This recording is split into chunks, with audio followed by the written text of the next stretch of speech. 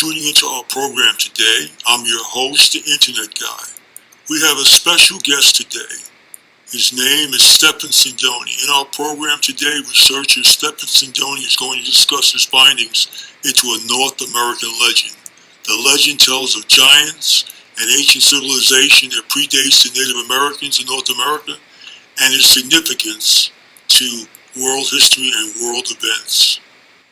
The significance of Stephen's findings changes the Bering Strait theory and shatters the Judeo-Christian belief in the creation story. For those of you listening to this program, all of the research surrounding the legend of J.C. Brown can easily be found on Stephen Sindoni's website at sindonisays.com.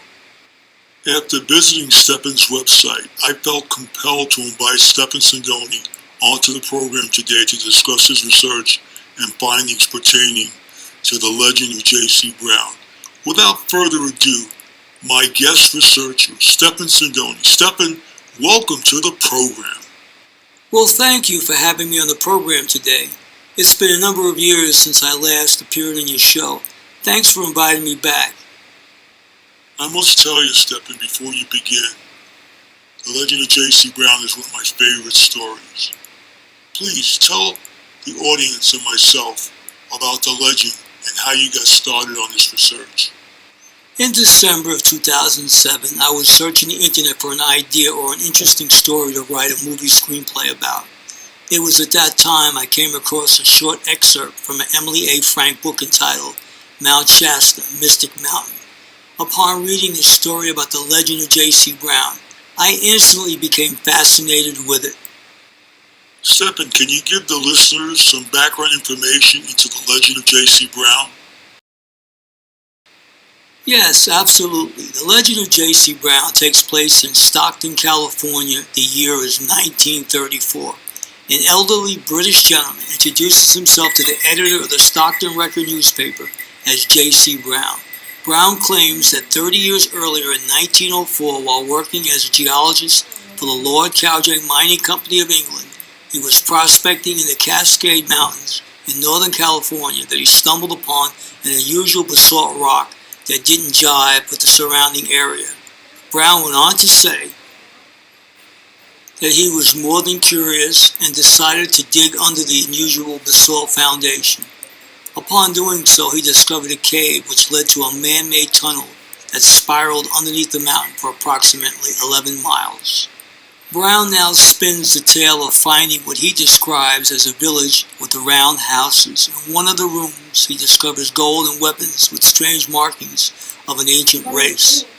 He next discovers a room with 27 skeletons ranging in height from 6.5 feet to 10 feet tall. Brown also claims to have found a worship room with 2 embalmed figures dressed in ornate robes. It was Brown's belief that these embalmed figures must have been the king and queen of this ancient race. Stephen, if this is true, then this ancient race of giants predates the Native Americans and would change the Judeo-Christian creation story, would it not? Yes, I agree. If this story is in fact true, then history would have to be rewritten. What makes this story for me totally challenging was that the man who claimed to be J.C. Brown mysteriously disappears 6 weeks after sharing his story. Many of the residents of Stockton, California were left clueless as to what happened to the man who showed up in 1934. I'm recording. Shut up. So, Stephen, the legend of J.C. Brown is truly an American legend. Yes, the legend of J.C. Brown is truly an American legend. So after reading the short excerpt of the legend, what was the next thing that you did? After reading the legend, I jotted down all the clues that I had learned from the short excerpt in the book and decided to spend the next 2 weeks at the New York Public Library to try and solve the legend. You know, Stephen, the legend of J.C. Brown sounds like it would make an excellent movie. Yes, that were my thoughts exactly. It was my hope that the legend would make a great idea for the screenplay that I had planned to write. Stephen, can you tell the listeners a little about your research and the clues that you found that allowed you to pursue the legend? Yes, I most certainly will. The first clue and the most important clue was there a Lord Cowdray mining company of England? And Stephen, was there a Lord Cowdray mining company of England? And if so, how did you find it? It was fairly simple. All it took was doing a simple Google search and the name of the company appeared on the list with other information about the owner of the company, Lord Cowdray. So Lord Cowdray did exist. He was an actual person. Outstanding. Tell us more. Well, after about a week of looking through genealogy, birth records, marriage records, death records, with no luck, I decided to research border crossings into the United States. And that is when I found the name Lord Cowdray coming through the Laredo, Texas border through Mexico. Stephen, I have a question. If you couldn't find the birth certificate for Lord Cowdray, how were you able to figure out the real name of the man who was only listed as Lord Cowdray? I was able to acquire a book about the life of Lord Cowdray, who was really Wheatman Pearson. Upon doing so, in the book there were 3 photos of civil engineers who were lieutenants in his organization who helped build his worldwide dominance in industrial building. Okay, so now you've figured out that Lord Cowdray was really Wheatman Pearson. Now that you're connecting the dots, what did you do next? I began looking at border crossings for Wheatman Pearson and Lord Cowdray entering into the United States. And it was at that time that I found that Wheatman Pearson and 3 other civil engineers crossed the Laredo, Texas border on several occasions. One of the names that was associated with Wheatman Pearson or Lord Cowdray that kept popping up was the name John Benjamin Body, who was also a civil engineer working as lieutenant for the Lord Cowdray Mining Company of England and working in Mexico. That's absolutely amazing. So J.C. Brown was really a man named John Benjamin Body, and using that name. The names are quite similar. Yes, John Benjamin Body was really the elderly British gentleman who showed up in 1934 at the Stockton Record newspaper editor's office claiming to be J.C. Brown. Stephen, I must tell you, this is great research on your part. Tell us more of what you did next. Well then, not long after, in March of 2008, I contacted the Stockton Record newspaper, and they referred me to columnist Mike Fitzgerald, who was aware of this unsolved Stockton, California mystery. After speaking with Mike Fitzgerald, he was kind enough to send me a PDF file of the 1934 original newspaper article written about J.C. Brown and his disappearance. If I may interject here, Stephen, on your website, for all of the listeners that are listening, there is the original newspaper article that can be found at sindonisays.com. Yes, the Stockton Record J.C. Brown 1934 article and many other photos along with my research can also be found on the website. Stephen, please tell us why J.C. Brown, alias John Benjamin Body, chose Stockton, California, of all places, to tell his tale of giants, hidden treasures, and an ancient civilization. John Benjamin Body was married to Mary Hammer, whose relatives owned a home on the same street at 1825 North San Joaquim Street, next to where retired printer John C. Root lived, where the meetings were held at 1784 North San Joaquim Street in 1934 for 6 weeks.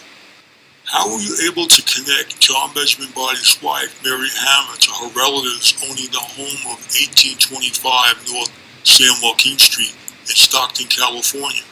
Through the use of a private investigator, I was able to have a search done in Stockton, California for all of the people related to the Hammers. The information can also be found on the sindonisays.com website. This is truly amazing, Stephen. John Benjamin Body was really J.C. Brown.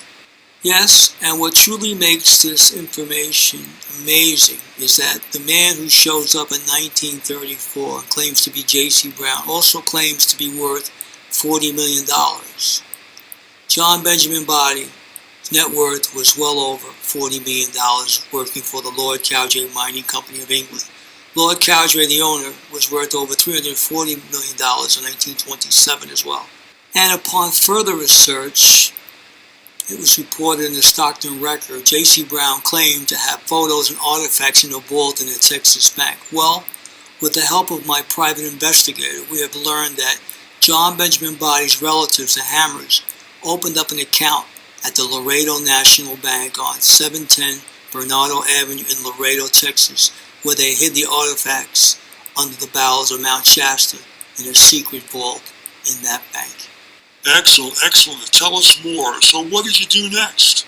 Well, I again contacted the Stockton Record columnist Mike Fitzgerald and let him know what I had found out about the legend. I know that you've spent nearly 10 years of your life researching the legend of J.C. Brown. This is an extraordinary part of North American history. Yes, that is absolutely correct. I have spent nearly a decade trying to solve the legend of J.C. Brown.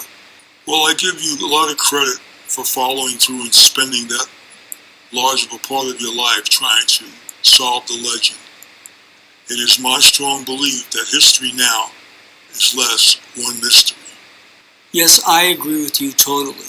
The information about the legend can be found at my SindoniSays.com website. It can be found under my bio, Solving the Legend, and also under my video and my photos tab. There are a number of different pages that you can go to learn about the complete legend. Well, Stephan, I'd like to thank you for coming on the program today and sharing your research with the listeners. Stephan, please give out your website for our listeners who are interested in learning more about the legend of J.C. Brown.